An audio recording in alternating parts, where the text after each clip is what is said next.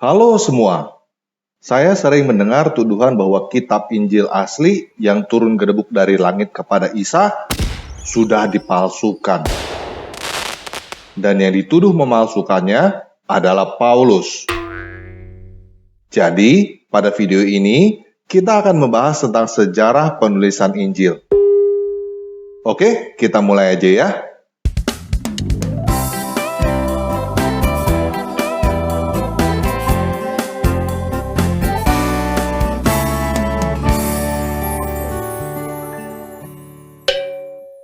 Nah, banyak yang berpikir bahwa kitab suci yang dipegang oleh umat Kristen disebut Injil. Namun, pernyataan ini tidak tepat. Jadi, ada baiknya kita mulai dari apa itu Injil. Kata Indonesia Injil adalah kata serapan dari kata Arab Injil. Sedangkan kata Arab Injil adalah kata serapan dari kata Yunani Evangelion. Iu mempunyai arti baik, sedangkan Evangelion mempunyai arti berita. Jadi, Injil artinya adalah berita baik. Itu juga sebabnya di dalam bahasa Inggris disebut gospel, yang mempunyai arti good spell. Nah, apa berita baiknya? Berita baiknya adalah Yesus yang mati disalibkan, bangkit dari kematian, lalu naik ke langit dan hidup abadi. Berita baik ini disaksikan oleh banyak orang. Tetapi Yesus bangkit dari kematian, lalu naik ke langit dan hidup abadi, kan baiknya untuk dia. Apa hubungannya dengan kita? Hubungannya adalah Yesus naik ke langit untuk menyediakan tempat bagi kita yang percaya kepadanya, dan suatu saat nanti dia akan kembali ke dunia untuk membangkitkan kita dari kematian juga, seperti dia bangkit dari kematian. Jadi, setelah kita mati, bukan arwah kita masuk ke surga atau neraka di dalam kematian, tetapi kita akan keluar dari kematian itu dan hidup abadi bersama dengan Yesus. Itu berita baiknya untuk kita. Jadi, Yesus bukanlah orang yang diberikan buku yang turun gedebuk dari langit yang berjudul Injil. Tetapi, Yesus itu sendiri adalah Injilnya. Yesus itu sendiri adalah berita baiknya. Nah, apakah berita tentang kebangkitan Yesus dan kenaikannya langsung diterima oleh masyarakat? Tentu aja tidak. Kebangkitan Yesus dari kematian tidak sesuai dengan doktrin arwah masuk surga atau neraka di dalam dunia orang mati, dan juga dianggap menentang Tuhan. Jadi, pada saat itu, orang-orang yang menyebarkan berita bahwa Yesus bangkit dari kematian dianggap menyebarkan berita bohong. Mereka ditangkap, dipenjara, dipersekusi, dan bahkan dibunuh, seperti Stefanus yang dirajam batu di depan publik. Namun orang-orang yang memberitakan Injil, orang-orang yang memberitakan kabar baik bahwa Yesus bangkit dari kematian, tidak berhenti walaupun mereka dipersekusi dan bahkan dibunuh. Malahan, orang-orang yang menjadi percaya bertambah banyak. Di antaranya adalah Paulus yang tadinya ikut mempersekusi orang-orang yang percaya, berbalik menjadi ikut memberitakan bahwa Yesus bangkit dari kematian.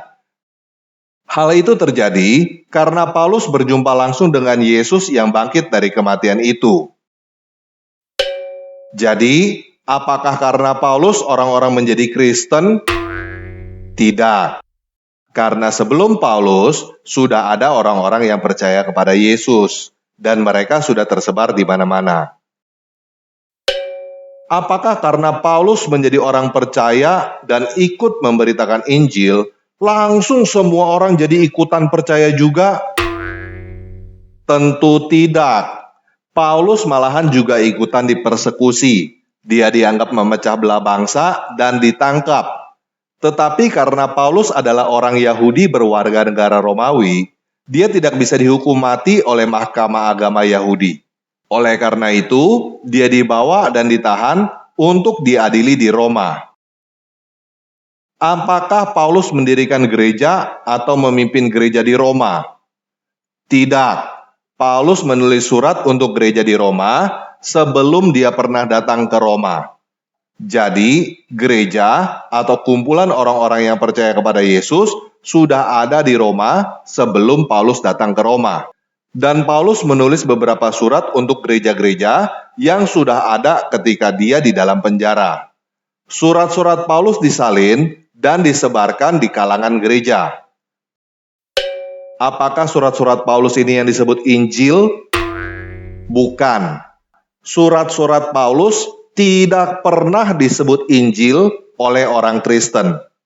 Menurut tradisi, Paulus dihukum mati oleh Kaisar Nero sekitar tahun 64 Masehi. Sedangkan buku yang disebut Injil oleh orang-orang Kristen adalah Matius, Markus, Lukas, dan Yohanes.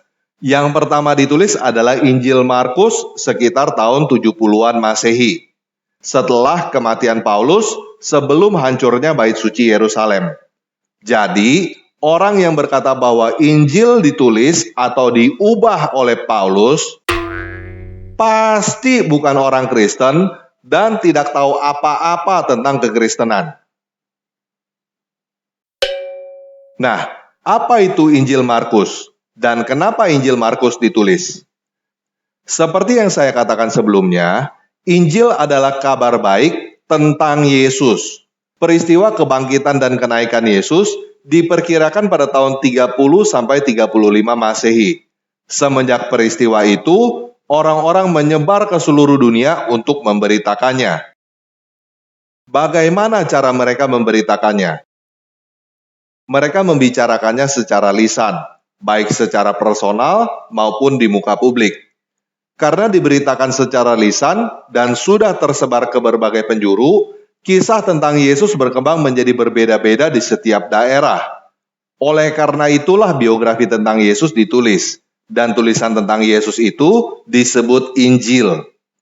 Jadi, Injil itu bukan buku yang turun gedebuk dari langit untuk diberikan kepada Yesus. Tetapi, Injil itu adalah buku tentang Yesus. Menurut tradisi, Markus pernah berjumpa dengan Yesus dan melihat peristiwa penangkapan Yesus secara langsung ketika Markus masih kecil. Pada tahun 50-an, Markus pergi ke Alexandria, Mesir dan mendirikan gereja di situ. Dan sampai saat ini, gereja yang didirikan oleh Markus masih ada. Di antaranya adalah Gereja Ortodoks Koptik, Gereja Ortodoks Yunani Alexandria, dan Gereja Katolik Koptik. Oh iya, ketika saya berkata gereja, bukan berarti gedungnya ya, tetapi berarti komunitas orang-orang yang percaya kepada Yesus. Perlu kita ingat bahwa pada zaman itu belum ada mesin fotokopi ataupun mesin cetak. Semua masih ditulis dengan menggunakan tangan. Orang yang bisa membaca pada zaman itu tidak sebanyak zaman sekarang. Dan orang-orang yang bisa menulis masih langka. Jadi, teman-teman jangan berpikir bahwa buku itu ditulis lalu dijual bebas di toko-toko buku seperti pada zaman ini. Kitab Injil itu ditulis dan disebarkan di dalam kalangan gereja, di dalam kalangan orang percaya. Apalagi seperti yang saya katakan, kondisi pada saat itu, pengikut Yesus dalam keadaan diburu dan dipersekusi. Memiliki salinan Injil berarti bisa menjadi barang bukti untuk seseorang ditangkap.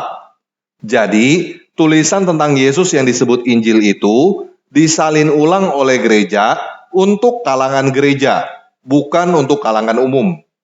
Tulisan yang dianggap benar oleh gereja-gereja pada zaman itu disalin ulang oleh gereja dan disebarkan ke gereja yang lain. Tulisan yang dianggap tidak benar tidak disalin ulang, dan bahkan ditolak oleh gereja. Walaupun sebuah tulisan mengisahkan cerita menarik seperti Yesus lahir di bawah pohon korma, atau Yesus menciptakan burung dari tanah liat, tulisan itu ditolak oleh gereja-gereja, karena cerita itu memang tidak benar. Pada waktu itu ada 5 gereja besar yang dianggap berotoritas, independen, dan saling mengakui, yaitu gereja di Yerusalem, gereja di Mesir, gereja di Syria, gereja di Konstantinopel, dan gereja di Roma. Di antara sekian banyak tulisan tentang Yesus, hanya 4 yang diakui oleh semua gereja. yaitu Injil Markus yang ditulis sekitar tahun 70-an, Injil Matius dan Injil Lukas yang ditulis sekitar tahun 80-an sampai 90-an, dan Injil Yohanes yang ditulis sekitar tahun 90-an. Sekarang ini, kita tidak mempunyai Injil yang ditulis sendiri oleh Matius, Markus, Lukas, atau Yohanes. Tetapi, kita mempunyai ribuan salinannya yang tersebar di seluruh penjuru dunia dan tersimpan dengan rapi di museum-museum. Jumlah salinan biografi tentang Yesus yang disebut Injil itu melebihi semua salinan tentang siapapun yang hidup pada zaman itu. Bahkan jauh melebihi jumlah salinan biografi tentang kaisar. Apakah ada perbedaan pada salinan-salinan itu? Tentu aja ada, namanya juga disalin dengan tangan. Apakah ada penambahan atau pengurangan di dalam salinan-salinan itu? Mungkin saja terjadi. Bisa aja si penulis awal lupa atau salah menulis sesuatu, lalu ditambahkan atau direvisi oleh si penulis itu sendiri atau oleh para penyalin lainnya. Namun yang pasti, kisah yang tercatat di dalam keempat Injil yang ada di dalam Alkitab diakui, disalin, disebarkan, dan disimpan oleh gereja-gereja yang tersebar di seluruh dunia pada abad pertama. Dari dulu sampai sekarang, banyak orang yang terus meneliti Injil. Banyak orang yang membandingkan teks yang ada pada zaman kita sekarang ini dengan teks yang ada pada zaman dulu. Orang Kristen tidak pernah klaim bahwa Injil adalah buku yang turun gedebuk dari langit, tidak pernah berubah, dan sama di seluruh dunia, padahal kenyataannya tidak begitu. Orang Kristen tidak butuh klaim dusta setinggi langit yang ujung-ujungnya cuma disuruh percaya buta. Jadi, Injil bukan ditulis sebelum adanya gereja-gereja. Injil bukan ditulis atau diubah oleh Paulus, karena Paulus sudah meninggal sebelum Injil ditulis. Dan Injil juga bukan ditulis oleh pemerintahan Romawi. Injil ditulis hanya selang puluhan tahun setelah peristiwa kebangkitan dan kenaikan Yesus, ketika para saksi mata masih hidup dalam kondisi dipersekusi tanpa kekuasaan atau kepentingan politik. Nah, kenapa Injil Barnabas tidak masuk ke dalam Alkitab?